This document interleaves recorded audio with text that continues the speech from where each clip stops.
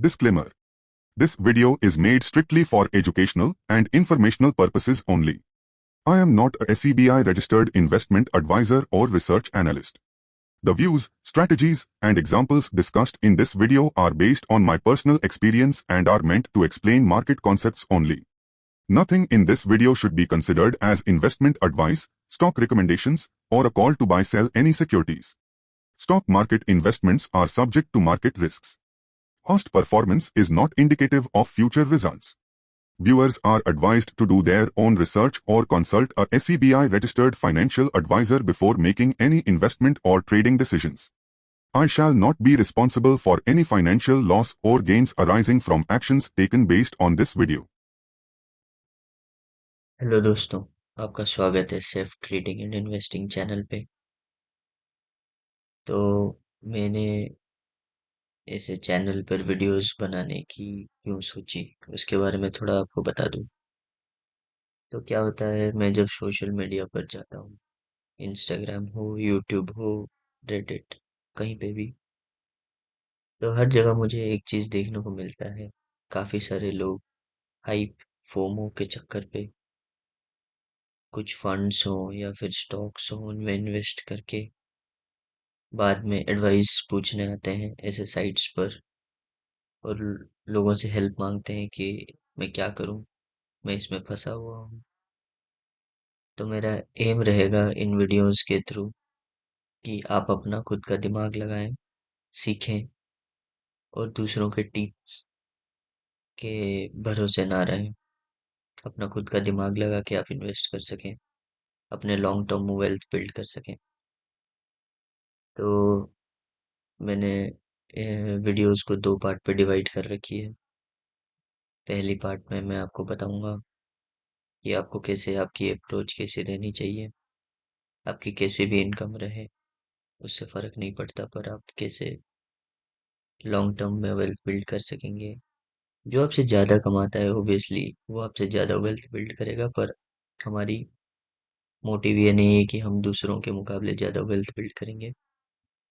हमारा मोटिव ये रहना चाहिए कि हमारे पास जितना अपनी अर्निंग है उसको कैसे मैक्सिमाइज कर सकते हैं, उन पे रिटर्न्स, और लॉन्ग टर्म पे लंबा वेल्थ कैसे अपने एक सिक्योर फ्यूचर के लिए बिल्ड कर सकते हैं। वो है हमारा एम। तो सबसे पहले कुछ चीज़ें बेसिक्स पे आते हैं। तो इस चैनल का मकसद क्या है? तो लॉन्ग टर्म के लिए जब आप वेल्थ बिल्ड करते हैं तो आपके पास कुछ पहले मन में टारगेट होना चाहिए। सबसे पहला टारगेट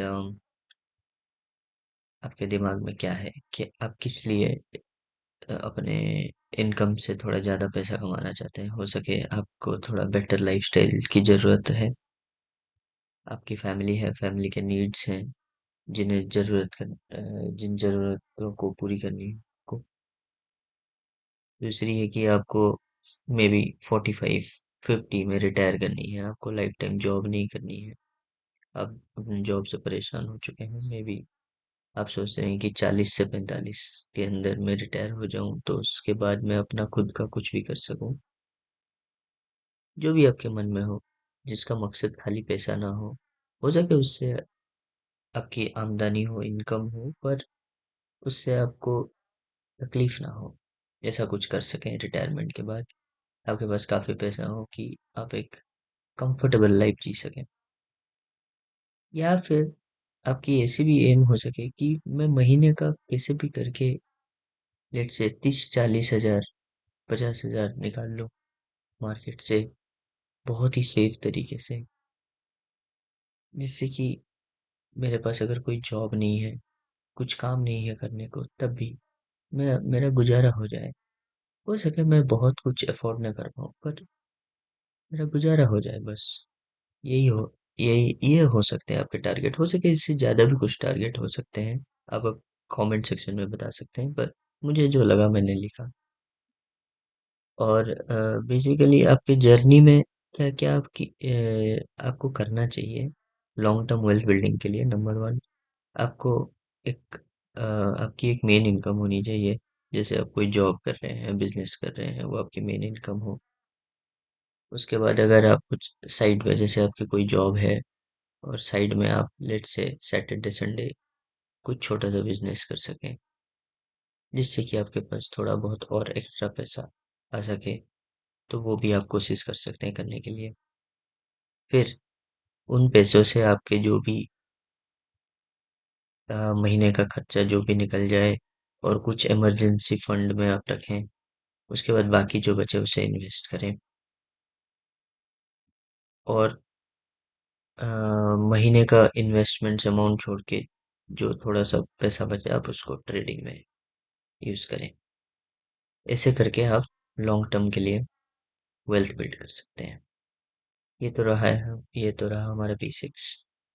तो अब सबसे पहले आते हैं कि आपके पास जितना भी इनकम है, आप उसको कुछ पार्ट्स में डिवाइड कर दीजिए। ऐसा कुछ हार्ड एंड फास्ट रूल नहीं है। लेट से आपके टोटल महीने का जितना इनकम आता है उसका 40% आपने अपने एक्सपेंस पे खर्चा कर दिया।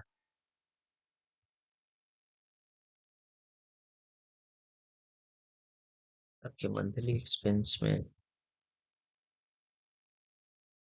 खर्चा हो गया आपका 40%। लेट से आपने 10% रख दिया इमरजेंसी फंड्स के लिए, कि आपकी कभी किसी की तबीयत खराब हो गई, या फिर कुछ ऐसा इमरजेंसी आई जिसके लिए आपको पैसा खर्चा करना पड़ा, आपको इन्वेस्टमेंट तोड़नी ना पड़े। ये देखिए 10%। अब ये मंथली एक्सपेंस को आप कितने भी बढ़ा सकते हैं, 50%, 60%। उसके हिसाब से आपका इन्वेस्टमेंट अमाउंट रह जाएगी कम। लेट से 30% आपके इनकम का आपने कर दिया इन्वेस्ट, और बचा जो 20% है, हर महीने का जोड़ जोड़ के आप उसको अपने ट्रेड के लिए यूज कर सकते हैं। फिर ट्रेड पे भी दो तरीके के ऑप्शंस आते हैं ट्रेड में। आप इधर कैश में ट्रेड कर सकते हैं या ऑप्शंस में ट्रेड कर सकते हैं। बेसिकली ये तो बात की बातें हैं। आपको हमेशा शुरुआत कैश से करनी चाहिए। जब आपकी कॉन्फिडेंस आए तभी आपको ऑप्शंस में वो होना चाहिए। एंड इवन कैश में भी जब आप ट्रेडिंग चालू करते हैं, डायरेक्टली आपको पैसा नहीं डालना चाहिए। 1 2 3 महीने आपको पेपर ट्रेडिंग करनी चाहिए, या फिर जस्ट स्टॉक्स को ट्रैक करनी चाहिए, कि मैंने ये प्राइस पे अगर इस पे एंट्री ली है आज, तो मैं इसको देखते रहूंगा 2 3 महीने तक, अपना स्विंग ट्रेडिंग के पीरियड तक, कि ये अपने टारगेट अचीव करती है कि नहीं, कितने परसेंट दे रही है मुझे। तभी जाके आप अपना एक्चुअल पैसा लगाएं। कभी भी कोई भी चैनल पे जाएं, ये सिर्फ मेरी बात नहीं है, आप किसी के पास भी जाएं सीखने के लिए कुछ भी, कभी भी डायरेक्टली अपना पैसा ना लगा दें। इससे आपको नुकसान ही होगा। सबसे पहले आप कोई भी स्ट्रेटेजी सीखें, कोई भी तरीका आप नया सीख रहे हैं, तो सबसे पहले आप ये जरूर ध्यान दें कि आपके बैक टेस्ट जो हैं वो सही तरीके से आपने किए हों, और फॉरवर्ड टेस्टिंग भी आप किए हैं। फॉरवर्ड टेस्टिंग मतलब क्या? आप आज आपने एक स्टॉक के बारे में पता किया कि इसमें इन्वेस्ट कर सकते हैं या फिर ट्रेड कर सकते हैं, आप उसका एंट्री प्राइस नोट किए, फिर आप 2 हफ्ते बाद उसका प्राइस चेक किए, फिर आपने देखा कि ठीक है, इसने मुझे 5% रिटर्न दिए। इसे करके आप फॉरवर्ड टेस्ट कर सकते हैं।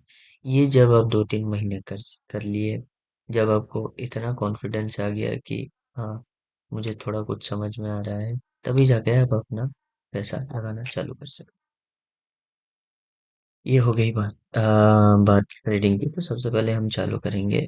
हाँ, तो इमरजेंसी फंड के बारे में थोड़ा बेसिक्स बता देते हैं। इसे इधर आप अपने सेविंग्स अकाउंट में रख सकते हैं, या फिर थोड़ा ज़्यादा रिटर्न्स पाने के लिए आप कोई भी लिक्विड फंड में इसको पैसे को पार्क कर सकते हैं। Liquid funds yearly on an average 6 to 7% returns देती हैं, जबकि हमारी सेविंग्स अकाउंट 3%, 3.5% मैक्सिमम की रिटर्न्स देती हैं।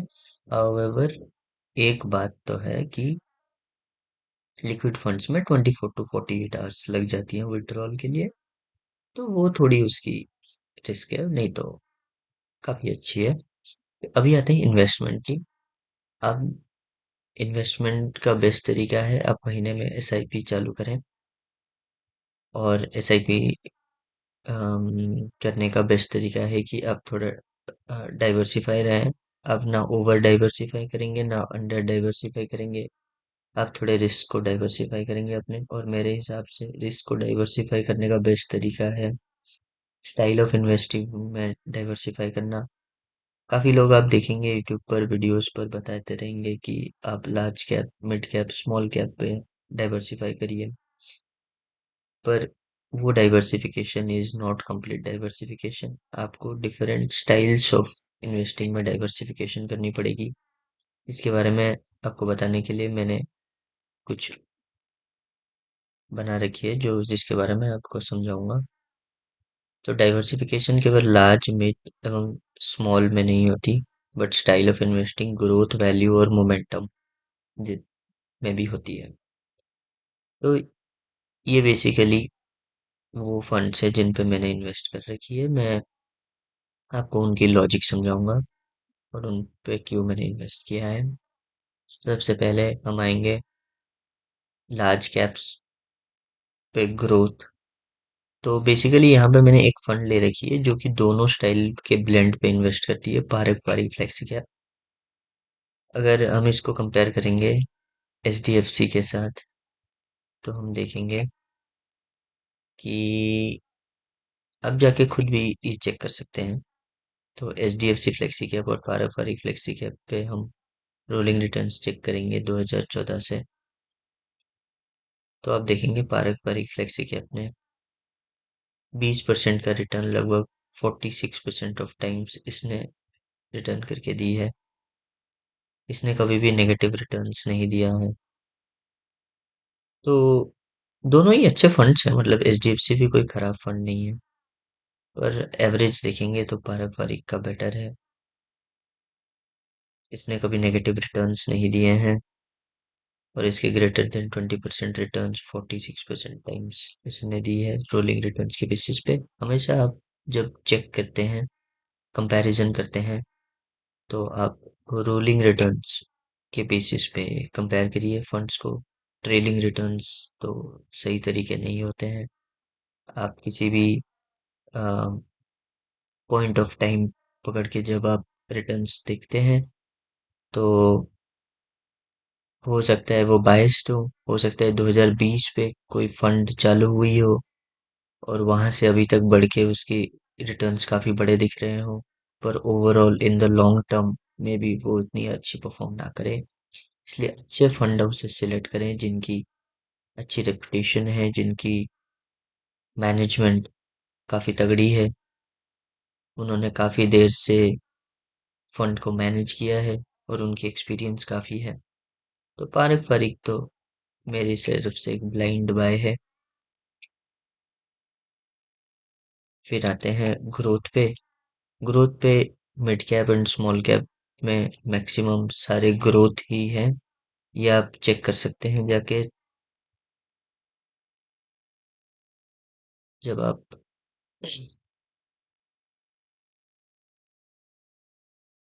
जाके चेक करेंगे उनके फैक्ट शीट पे, आप देखेंगे कि उनकी स्टाइल ऑफ इन्वेस्टिंग जो है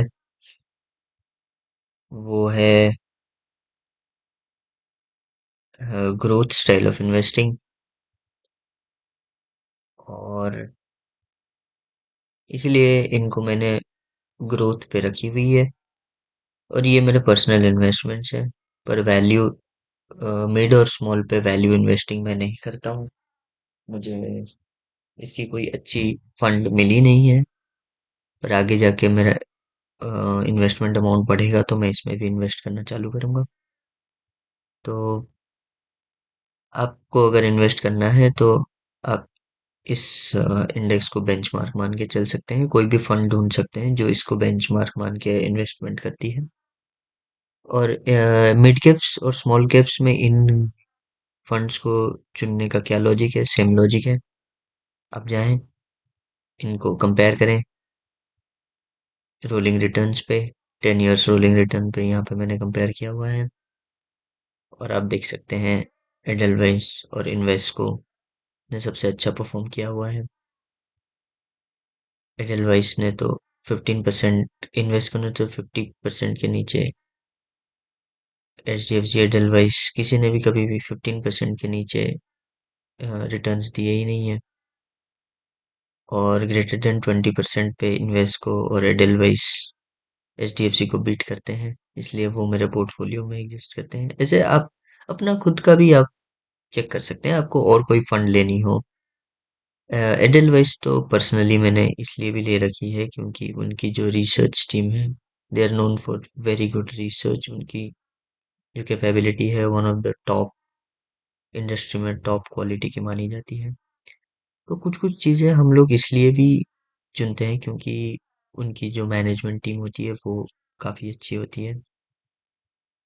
अ, वैसे ही आप स्मॉल कैप पे भी आप जब रोलिंग रिटर्न्स पे चेक करेंगे तो देखेंगे कि बंधन ने थोड़ा बेटर परफॉर्म किया हुआ है इन लोगों से, कि ग्रेटर देन 20% पे 100% ऑफ द टाइम्स। हाउएवर बंधन जो है वो काफ़ी नया है, ये कोविड के टाइम से चालू हुआ है, जबकि HDFC और निप्पो काफ़ी पुराने हैं, और इनकी जो एवरेज रिटर्न्स हैं वो भी लगभग सेम है। निप्पो का तो बंधन से ज़्यादा ही है। तो ये थोड़े से फंड हाउस की जो क्रेडिबिलिटी है उसके हिसाब से मैंने HDFC और निप्पॉन में इन्वेस्ट कर रखी है। फिर आती है मोमेंटम स्टाइल ऑफ इन्वेस्टिंग। तो आपको ऐसे लॉन्ग टर्म में ये देखा गया है कि आप अगर ग्रोथ वैल्यू और मोमेंटम को 50-50 करके या 60-40 कुछ भी, थोड़ा सा ज़्यादा वेटेज देख सकते हैं आप वैल्यू और ग्रोथ को, या फिर 50-50 भी दे ही सकते हैं। तो इस हिसाब से आप अपने रिटर्न्स मैक्सिमाइज कर सकते हैं। 19 से 20% हिस्टोरिकली 15 इयर्स के टाइम पीरियड में रिटर्न्स मिले हैं। तो मोमेंटम पे निफ्टी 500 मोमेंटम 50, और मिड और स्मॉल कैप के लिए mid small cap 400 momentum quality 100। अगर आप इनके रोलिंग रिटर्न्स देखना चाहते हैं तो एवरेज रोलिंग रिटर्न्स जो हैं निफ्टी 500 मोमेंटम 50 के 15 इयर्स के, वो 19.6%, 10 इयर्स में 20%। सिमिलर तो वैल्यू इंडेसेस पे भी आप देख सकते हैं, निफ्टी 500 वैल्यू 50 14%। तो ये मोमेंटम को क्यों लेना चाहिए ग्रोथ और वैल्यू के साथ साथ, क्योंकि इन दोनों में जो कोरिलेशन है वो काफ़ी कम है। जो पीरियड्स रहते हैं जब वैल्यू इन्वेस्टिंग से आपको का अच्छे रिटर्न्स नहीं मिलते, हो सकते हैं मोमेंटम से आपको वो रिटर्न्स मिले एंड ओवरऑल बैलेंस आउट हो जाए आपका पोर्टफोलियो। एंड फाइनली आपको थोड़े बहुत हेज करनी चाहिए इक्विटीज के अगेंस्ट गोल्ड एंड सिल्वर में भी। गोल्ड बेसिकली सब बोलते हैं, पर अभी मुझे लगता है कि सिल्वर का जो एप्लीकेशन है ईवीज में, उसकी वजह से सिल्वर की भी प्राइस काफ़ी अप्रिशिएट होने वाली है, इसलिए मैंने अपनी इन्वेस्टमेंट 60-40 गोल्ड एंड सिल्वर में डिवाइड कर रखी है। तो ये बेसिकली आप एक आइडिया ले सकते हैं, मैं नहीं बोल रहा हूँ कि आप एग्जैक्टली इन्हीं फंड्स में इन्वेस्ट करें, बट यही है आपका ओवरऑल। आपको इससे बाहर सोचने की जरूरत ही नहीं है, कोई कंफ्यूजन की जरूरत ही नहीं है। आप बहुत ही आराम से अपना SIP का पोर्टफोलियो बना सकते हैं। ज़्यादातर एलोकेशन आप लार्ज कैप में करें, मिड कैप में उससे थोड़ा ज़्यादा कर सकते हैं। हो सके मिड कैप में आप 30% करें और स्मॉल कैप में 20% करें। ऐसे करके आप अपना इन्वेस्टमेंट पूरा कर सकते हैं।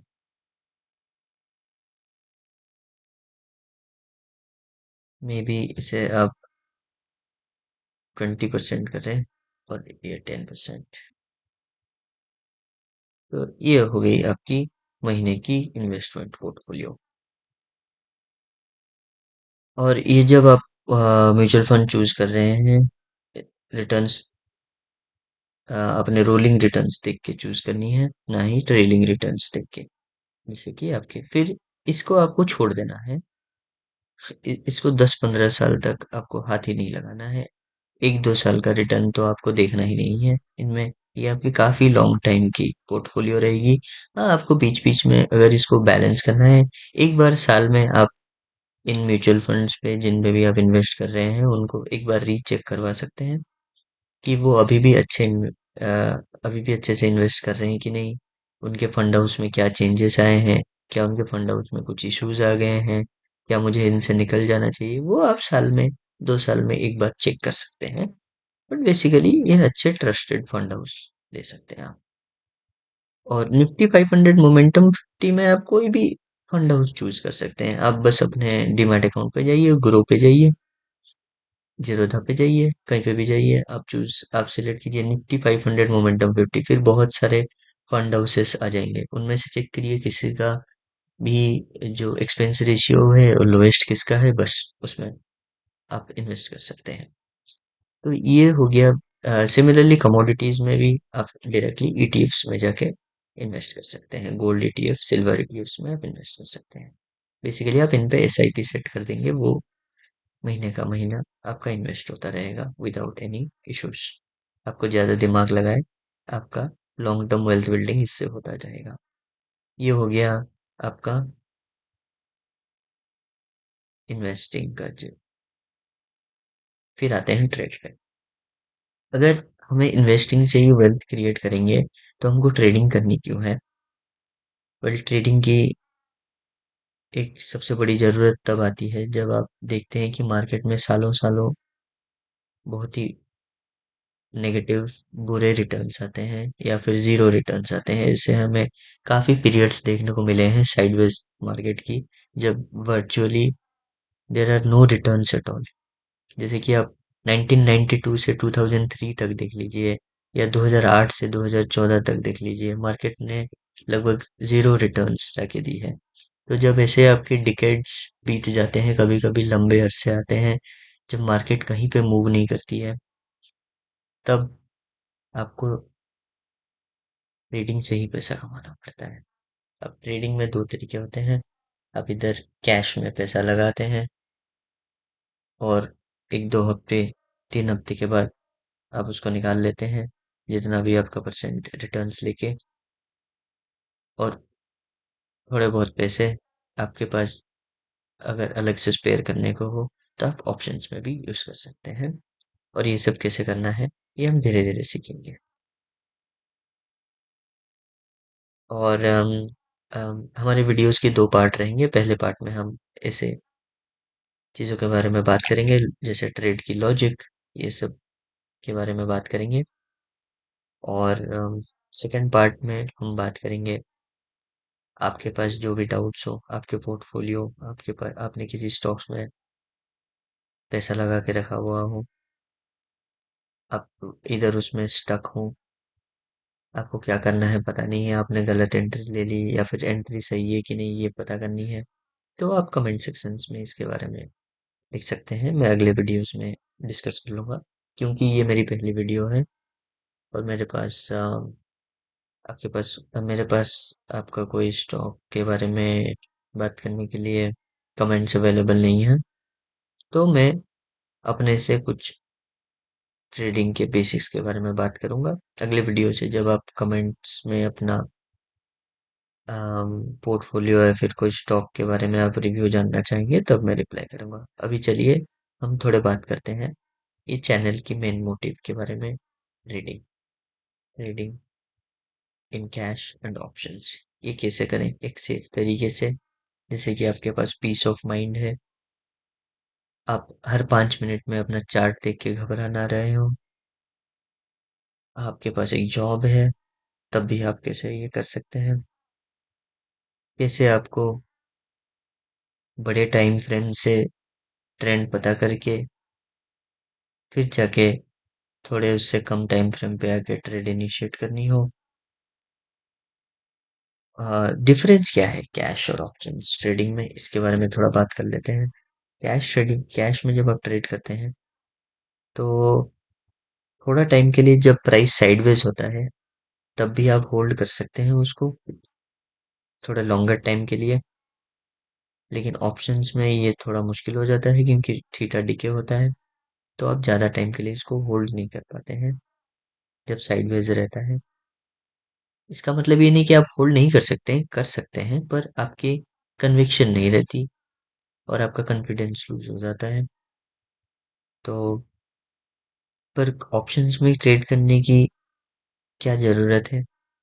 जब कैश आपको 2-3% की मूव देती है स्पॉट पे, तब सेम ऑप्शंस आपको 30 से 40% मूव दे सकती है। तो आप अगर सेफली वेट करें महीने का, जितना भी 3 4 5 ट्रेड आपको मिले और आप बड़ा मूव पकड़ सकें, तो ऑप्शंस आपको अच्छा खासा पैसा बना के दे सकती है। पीपल, ये जो आप हमेशा देखते रहते हैं कि इतना परसेंट 90% लोगों ने ऑप्शंस पे पैसा गंवाया है, ऑप्शन ट्रेडिंग पे। तो मैक्सिमम उनकी प्रॉब्लम्स क्या रहती हैं, पहले आपको पता करनी पड़ेगी। स्ट्रैटेजी तो बात की बात है, सबसे पहले उनके पास कन्विक्शन नहीं होती, साइकोलॉजी नहीं होती। मैंने जितनी भी ट्रेड ले रखी है, वो कभी भी मेरे इंटेंडेड डायरेक्शन में इनिशियली मूव नहीं करती है। वो थोड़ा बहुत रैप करती है, फिर वो इंटेंडेड डायरेक्शन में मूव करती है। लोगों के पास कन्विक्शन नहीं रहती, इतनी उनकी स्ट्रॉन्ग साइकोलॉजी नहीं रहती कि वो ट्रेड को होल्ड कर सकें।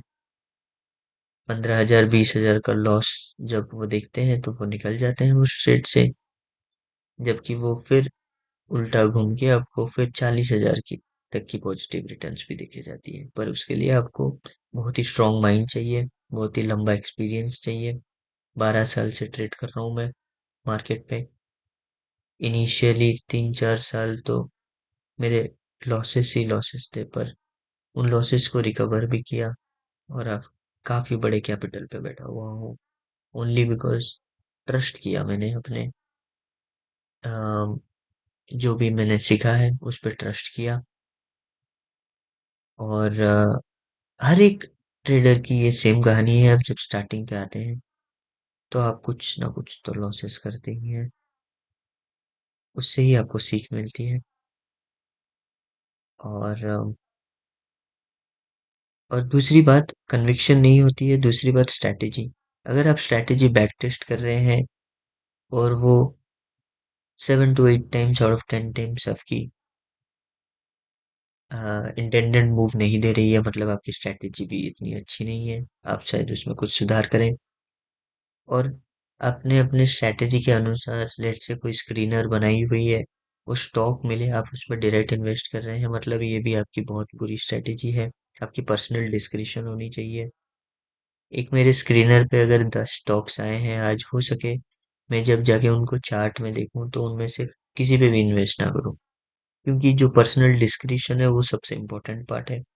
अगर आपके ट्रेडिंग स्ट्रेटेजी में डिस्क्रिप्शन नहीं है, चार्ट रीडिंग नहीं है, चार्ट रीडिंग सबसे इम्पोर्टेंट पार्ट होती है। स्क्रीनर पे आने के बाद आप उसको चार्ट रीडिंग पे देखते हैं, मल्टीपल टाइम फ्रेम्स पे देखते हैं, और फिर क्लोजिंग कंफर्मेशन आती है, तभी जाके आप फिर उसमें इन्वेस्ट करते हैं। अगर ये सब आपकी स्ट्रैटेजी का हिस्सा नहीं है, तो मतलब आपको अपनी स्ट्रैटेजी में कुछ चेंजेस लानी पड़ेगी। तो ये तो सब बात हो गई कैश और ऑप्शंस के ट्रेडिंग के बारे में। और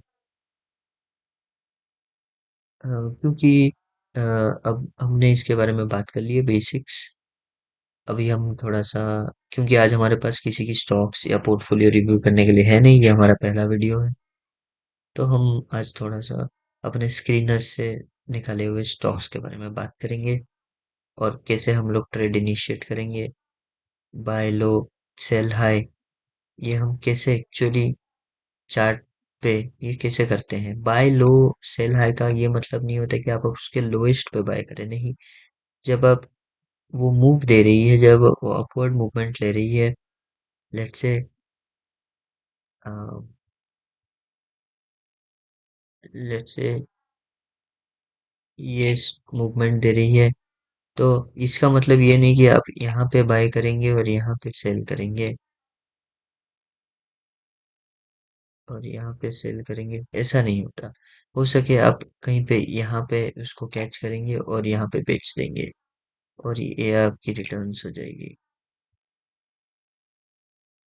ये हो सकता है आपको रिटर्न्स हो जाएगी, ये लेट्स से आपकी 3% रिटर्न्स हो। तो ये है, हम इसे कैच नहीं कर सकते हमेशा। हमारे जिस लेवल्स पे वो हमें बाय बताएगी, सिर्फ हम उसी लेवल पे बाय कर सकते हैं। लेट्स से इस लेवल्स पे वो हमें बाय बताती है तो हम यहाँ पे बाय करेंगे, इस लेवल पे वो हमें निकलने बोलती है तो हम निकल जाएंगे। यही होती है ट्रेडिंग, यही होती है स्विंग ट्रेडिंग, जो हमको एक लिमिटेड टाइम पीरियड में हमें कुछ रिटर्न्स देखे जाए, उसे कहते हैं स्विंग ट्रेडिंग। और ये जो आप देखते हैं, ये स्पॉट चार्ट पे जब 2 से 3% की मूव देती है, वो सेम चीज ऑप्शंस पे कितनी मूव देती है? ऑप्शंस पे 30 से 40% की मूव देती है। हो सके आप ये पूरा का पूरा 30 से 40% मूव ना लें, पर कम से कम आप 10 से 20% का मूव तो ले ही सकते हैं। तो यही सब कैसे करना है, उसके बारे में थोड़ा बेसिक्स बातें करेंगे। चलिए चलते हैं चार्ट रीडिंग की तरफ। ठीक है दोस्तों, तो अभी हम आते हैं वीडियो के दूसरे पार्ट में, जहाँ पे हम बात करेंगे कि हम कैसे अपने स्टॉक सिलेक्ट करते हैं और कैसे उन पे ट्रेड करते हैं। तो क्योंकि जो नंबर ऑफ स्टॉक्स हैं वो काफ़ी ह्यूज हैं, तो हम सारे स्टॉक्स को तो डेली देख नहीं सकते हैं, इसलिए हम कुछ पैरामीटर्स सेट करते हैं। इसके लिए मैं यूज़ करता हूँ चार्टिंग, और चार्टिंग पे जाके मैं अपने स्क्रीनर के पैरामीटर्स लगाता हूँ, जिसके बेसिस पे वो मुझे दिन के कुछ स्टॉक्स ढूंढ के देती है। और अगर मैं इसका CSV फाइल डाउनलोड करूँ तो मुझे दिखेगा कि इसने मुझे पास्ट के कुछ 1 महीने के सारे जो इसमें फिल्टर होके आए थे स्टॉक्स, उसका लिस्ट है मेरे पास। तो अब अगर मैं देखूंगा कि क्योंकि हम कोशिश कर रहे हैं स्विंग ट्रेडिंग करने की, तो हम जस्ट फॉर इंस्टेंस 1 हफ्ते 2 हफ्ते पहले का स्टॉक देख सकते हैं, या फिर 1 तारीख का 8 तारीख का, और फिर देख सकते हैं उन पे कैसे मूवमेंट आई है। तो अगर हम जाएंगे 1 हफ्ते पहले, तो वो होगी हमारी 8 तारीख।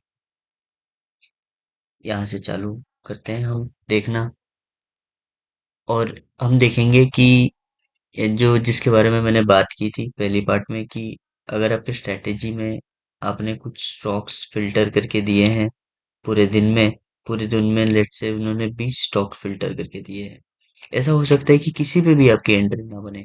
ये तो बस एक फिल्टर है आपको देखने के लिए, एक्चुअल एंट्री तो आपको चार्ट ही बताएगी। तो चलो चार्ट पे लेके चलते हैं, वहां पे देखते हैं कि कैसे इनमें एंट्री ले सकते थे कि नहीं ले सकते थे। डायनामाटेक, तो इसको कॉपी करते हैं और चलते हैं अपने चार्ट पे।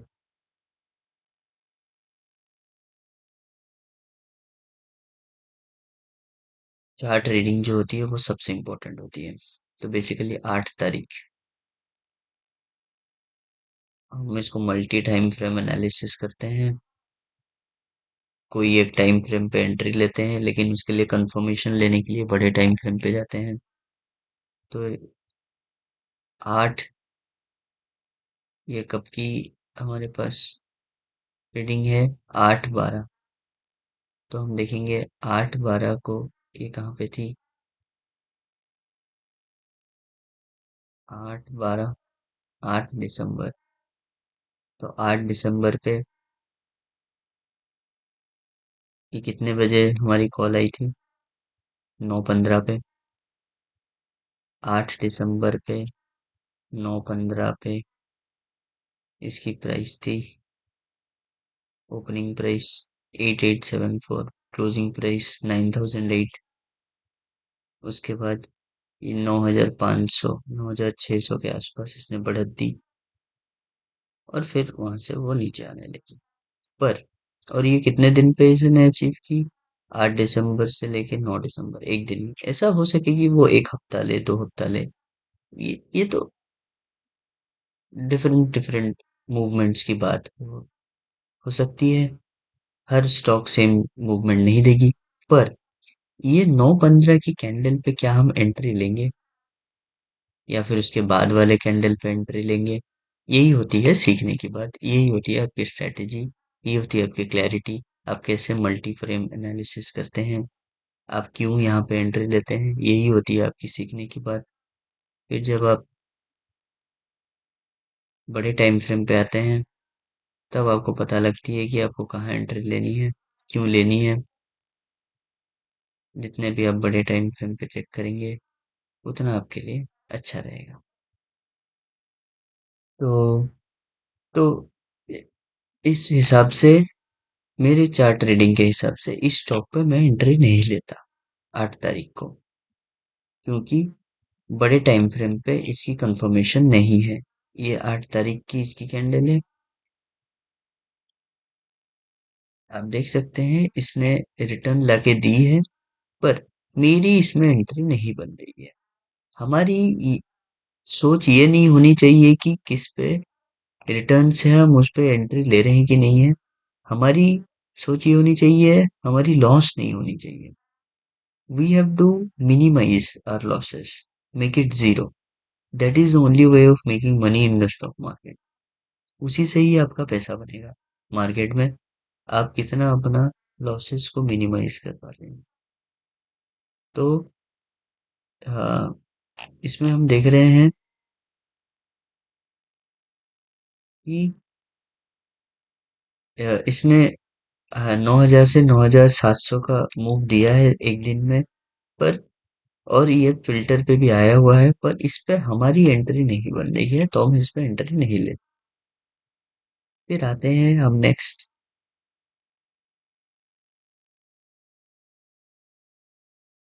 PM India limited. ये भी 8 तारीख की है।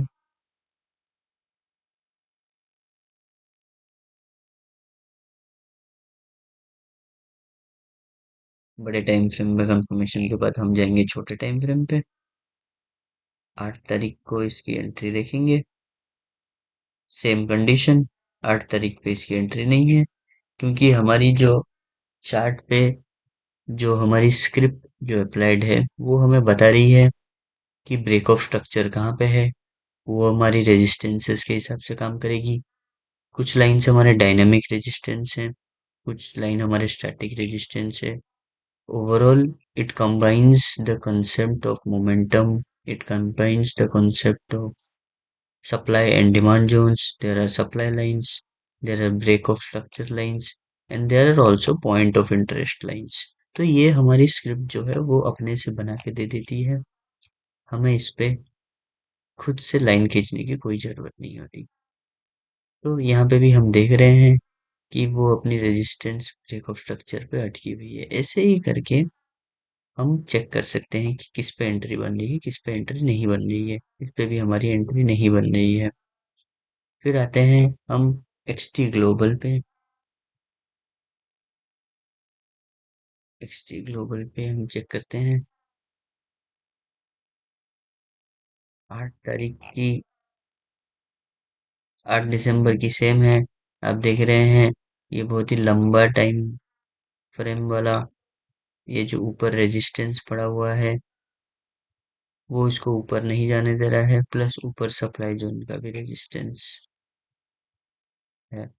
तो ऐसे करके हम एक दिन का जो भी हमारे पास आता है, हम उसको चेक करेंगे क्या उस पर एंट्री बन रही है। फॉर एग्जांपल, ये है पिछले दिन का, ये आज कितना तारीख है, 21 है, तो ये 19 का लास्ट कॉल है। हम इस पे देख सकते हैं कौन से स्टॉक्स आए हुए हैं। तिलक नगर इंडस्ट्रीज अगर हम देखेंगे, क्या इस पे अभी एंट्री बन रही है। तिलक नगर इंडस्ट्रीज, तिलक नगर इंडस्ट्रीज पे भी आप देख सकते हैं, इस पे अभी तक एंट्री नहीं बनी हुई है। डायनामिक स्टैटिक रेजिस्टेंस दोनों पड़े हुए हैं। ऐसे ही करके आप चेक कर सकते हैं कि कोई एक स्टॉक पे एंट्री बन रही है कि नहीं बन रही है। आपके पास एक परफेक्ट स्ट्रक्चर है, आप अंधा किसी पे पैसा नहीं लगा रहे हैं, तो ये आपको स्टॉक सिलेक्शन पे भी हेल्प करेगी, और स्टॉक में कब एंट्री लेनी है, कब एग्जिट करनी है, उसके हिसाब से भी आपको हेल्प करेगी। और कुछ मेरे स्टॉक्स हैं जिन्हें मैं ऑप्शंस के लिए ट्रेड करता हूँ, वो मेरे वॉच लिस्ट पे हैं, जिन्हें मैं डेली वॉच करते रहता हूँ। कुछ टॉप स्टॉक्स रहते हैं जिनके मूवमेंट्स जब क्लियर, जैसे कभी कभी मार्केट साइडवेज होती है, वो हमारी सिस्टम परफेक्टली बता देती है कि ये रेंज बाउंड है। आप देख रहे हैं कि ब्रेक ऑफ स्ट्रक्चर और डिमांड जोन के बीच में वो साइडवेज हो रखी है, प्लस इसके पास अपने डायनामिक रेजिस्टेंसेस भी हैं, जिसकी वजह से ये फंसा हुआ है। तो हमारे पास क्लियर मूवमेंट तभी आती है, ये देख सकते हैं आप, अक्टूबर को, जब इसके पास क्लियर मूवमेंट थी, तब ये लंबा मूवमेंट आपको देगी। बेसिकली आपके पास जो भी सिस्टम है, वो सिस्टम आपको बतानी चाहिए कि एंट्री कब लेनी है, एग्जिट कब लेनी है, तभी जाके आपकी स्ट्रेटेजी सही है। आप कहीं से भी सीखें, लेकिन खुद से सीखें और सीख के उसको अप्लाई करें, हमेशा टिप्स के चक्कर में ना रहें। इसी तरह मैं आपको एक चीज दिखाना चाहता हूँ। ये तो हो गया आपके कैश में इन्वेस्टिंग। आपने इन्वेस्ट किया, आपने लेट से इन्वेस्ट किया, जब भी आपके क्लोजिंग आई प्राइस एक सर्टेन लेवल के ऊपर, फिर आप तब तक नहीं निकलेंगे जब तक आपका ट्रेल ना करते रहें। आप एक पर्टिकुलर लाइन पे आप ट्रेल कर रहे हैं, लेट से कोई एक टाइम फ्रेम पे, वो लाइन के नीचे आ जाए तो आप एग्जिट कर दें। हो सके उससे उसके बाद वो ऊपर जाए, पर हमें उससे कुछ फर्क नहीं पड़ता। हम हो सकता है बाद में फिर से एंट्री लें, पर फॉर द टाइम बिंग हम एग्जिट करेंगे यहाँ पे, क्योंकि इसने हमको यहाँ पे एग्जिट बोला हुआ है। यही मैं आपको तब समझाने की कोशिश कर रहा था कि हम पूरा बॉटम से लेके पूरा टॉप तक इसको पकड़ के नहीं रख सकते हैं। हमें जब सिस्टम बोलेगी एंट्री, हम तब एंट्री करेंगे। हमें जब सिस्टम बोलेगी एग्जिट, तब एग्जिट करेंगे। लेट्स से हम एंट्री किए थे 1397 में, एग्जिट किए 1449 पे। ये हो गई आपकी कैश की। जब आपको ऐसे कन्विक्शन आएगी कैश में, अच्छे स्टॉक्स में, कि हाँ ये ऐसे मूवमेंट दे रही है, तब जाके हम मूव करेंगे ऑप्शंस में। क्यों हमें ऑप्शंस में ट्रेड करनी चाहिए, इसका मैं आपको एक छोटा सा एग्जांपल देना चाहता हूँ, जिससे आपको पता लगे कि क्या होती है पावर ऑप्शंस की। अगर आप सही तरीके से ट्रेड करेंगे ऑप्शंस में भी, तो आपको वो अच्छा खासा रिटर्न्स बना के देके जाएगी। इसके लिए हम थोड़ा सा चेक करेंगे अपने लिस्ट ऑफ स्टॉक से, देखेंगे कि रिसेंटली किसमें अच्छा मूव आया हुआ है। ये देखिए, ये काफी क्लियर मूव है टीसीएस में। तो हम देखेंगे कि टीसीएस में अगर आप ये देखेंगे, ये लेवल से लेके यहाँ तक,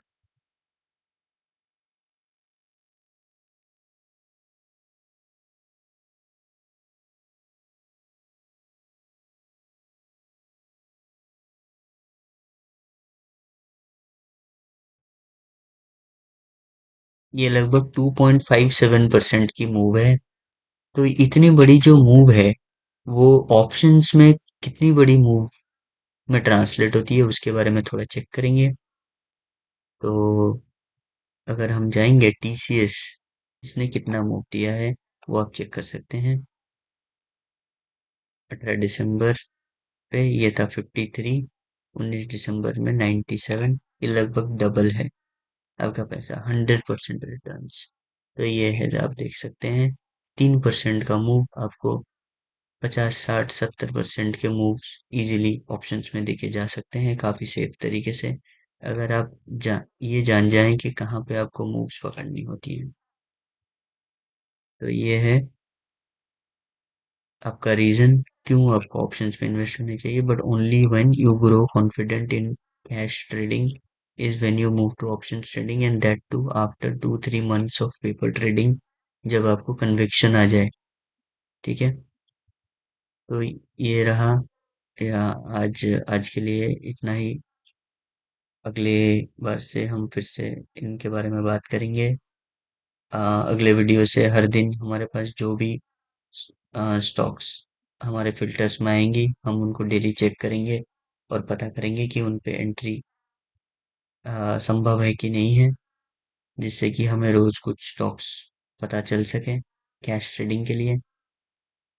और आपको अगर ये इसके बारे में कुछ लर्निंग करनी है, अपने से कुछ सीखनी है, तो आप स्क्रीन पे दिए हुए नंबर पे कांटेक्ट कर सकते हैं। और ऐसा नहीं है कि आप मुझसे ही सीखें, काफ़ी ऐसे अच्छे टीचर्स हैं, आप जाके उनसे भी सीख सकते हैं। पर मेरा आपसे इतना अनुरोध है कि आप सीखें ज़रूर, खुद से सीखें, खुद से करने की कोशिश करें और दूसरों से टिप्स लेके इन्वेस्ट ना करें। इतना मैं रिक्वेस्ट है आप लोगों से मेरा। थैंक यू, आज के लिए इतना ही। आप अपने पोर्टफोलियो स्टॉक कमेंट्स में बता सकते हैं, जिसको मैं नेक्स्ट वीडियो में रिव्यू कर दूंगा। Thank you very much.